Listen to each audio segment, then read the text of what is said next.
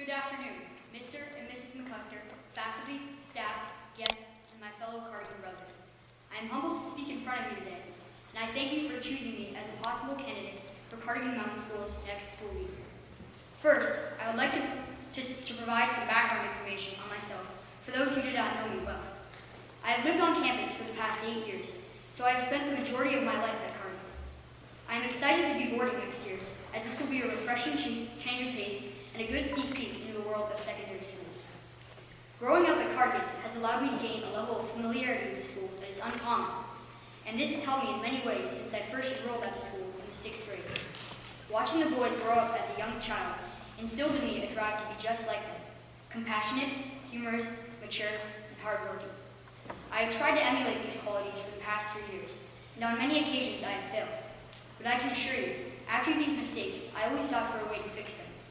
This was hard to do at first, but I slowly realized that in order to be a good leader, one has to be able to identify his or her faults and address them. I've become a lot better at this, and every day I can see myself becoming more and more like the ideal Cardigan boy. Although I have made a lot of progress in the attempt to become an exceptional leader, I understand that my work is far from done, and I can always strive to become a better person. John Maxwell, a renowned author, pastor, and public speaker, once said, "Leaders become great, not because of their power, but because of their ability to empower others."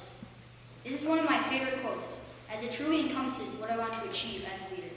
I don't want power or dominance over others. That wouldn't make me a good leader. Encouraging others, supporting those in need, and just being a nice person is what defines a true leader.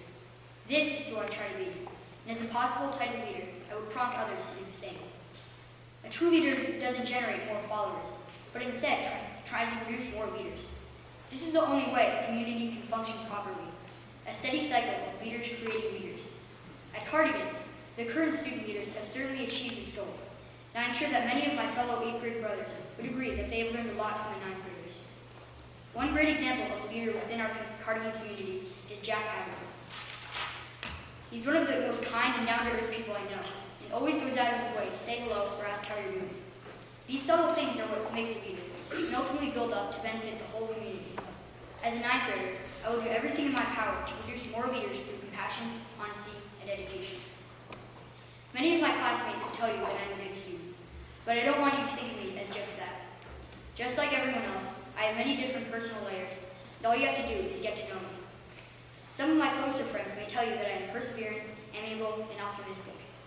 When working in a group, I try to be the one that encourages others to be involved. I try to be the rising tide that lifts all boats, being the person that can pick you up when you're in a tough situation.